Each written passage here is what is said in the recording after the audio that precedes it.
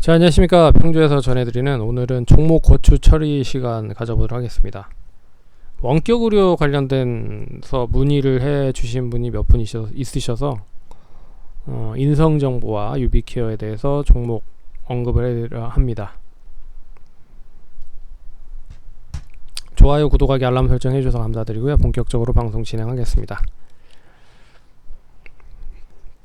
참고로 이 원격 의료 쪽, 진료 쪽 관련된 부분은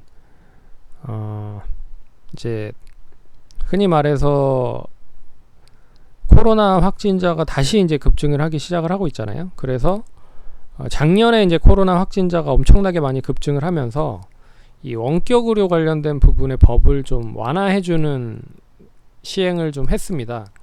이제 거기에서 좀 기대감이 있었는데 아직까지도 원격 의료 관련된 법이 완전하게 다 통과가 되지 않고 있습니다. 제가 알기로는.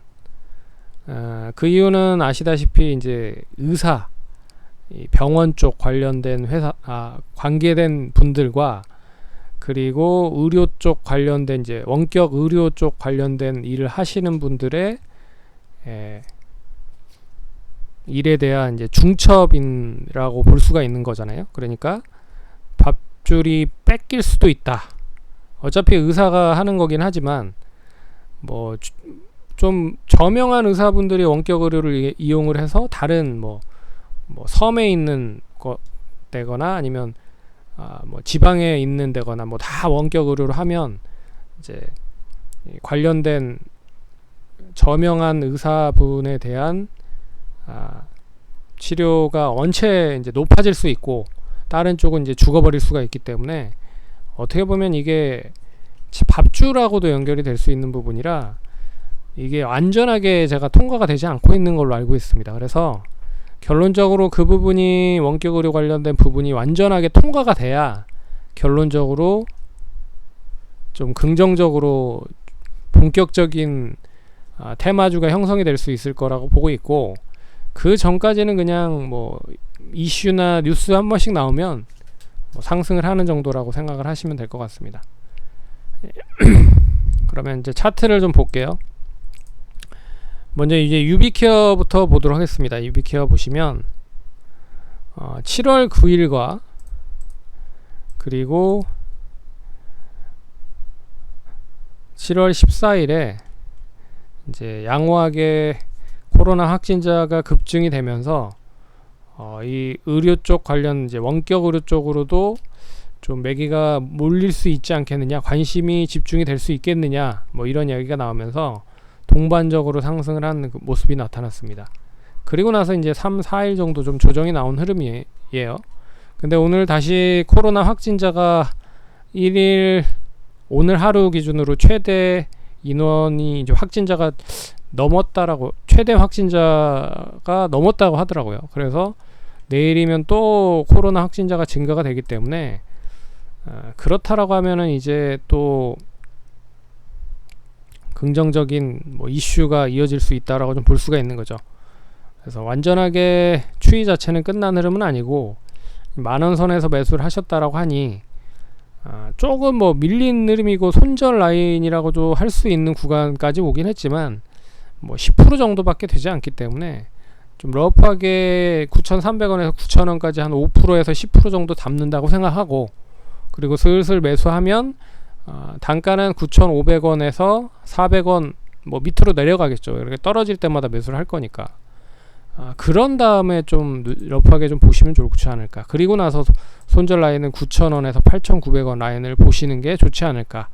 그렇게 보도록 하겠습니다. 대략 이런 흐름으로 올라가면 충분히 만원 선 이상까지도 상승을 할 수 있다.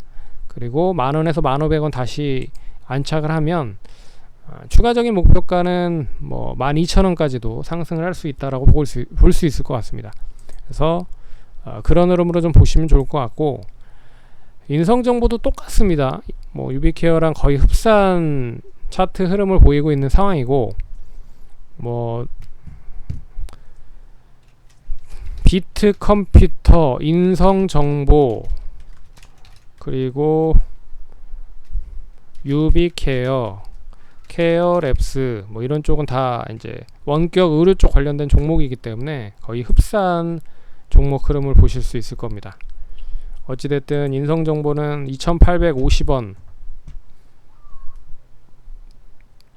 15% 정도를 매수를 하셨다고 하시니 이제 뭐 단기적으로 좀 한 7, 8% 손실이 나셔서 이제 좀 우려를 할 수가 있는 부분이겠죠. 역시나 마찬가지로 15%니까 한 20% 정도까지 채운다라고 생각을 하시고 뭐 2,500원에서 2,600원 밑으로 떨어질 때마다 매수를 하면 어떨까라는 생각이 들고, 그런 부분에서 손절 라인을 좀 더 타이트한 것보다는 좀 러프하게 2,400원 라인까지 좀 보면 어떨까라는 생각이 듭니다. 만약에 혹시라도 여기에서 이제 추가적인 매수할 타이밍, 그러니까 매수할 돈이 없다, 자금이 없다라고 하시면 손절가를 짧게 좀 보셔야 될 필요가 있을 수도 있습니다. 왜 그러냐면 지금 장대 양봉 하나 나오고 나서 이 흐름이 그대로 좀 유지가 돼야 되는 거잖아요. 못해도 뭐 2,500원 정도 정말 좀 하락을 한다라고 해도 못해도 진짜 2,450원 40원 정도는 유지를 하고 이제 해야 된다라고 볼 수가 있는 부분인데, 그럼 이때까지 떨어지는 시점에 기다리실 수 있을 것이냐, 그러면 10몇 프로가 넘는 손실인데, 그렇기 때문에 상당히 좀 우려를 하셔야 될 필요가 있죠. 그래서 이렇게 이제 추가 매수를 할 타이밍은, 그러니까 금액이 없고 추가 매수할 금액이 없고 그리고 이제 버텨야 되는 부분이라고 하면 이제 분할로 손절 라인을 정하시고 대응을 하셔야죠.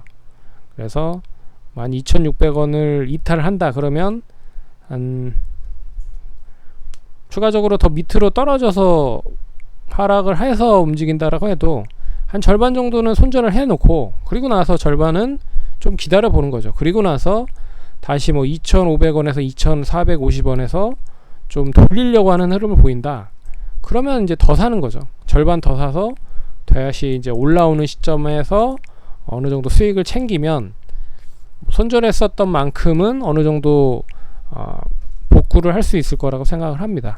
그래서 이렇게 하는 것도 리스크를 좀 줄일 수 있는 방법이다. 무턱대고 그냥 가만히 가지고 있는 것도 리스크를 이제 키울 수밖에 없는 부분이기 때문에, 혹시라도 이제 돌아나가는 상황이면 상관이 없지만 만약에 이제 손절 라인을 2,400원까지 보고 나서 이제 절반 정도 매도했고, 그러면 이제 손절에 대한 부분은 확 줄어드는 거잖아요.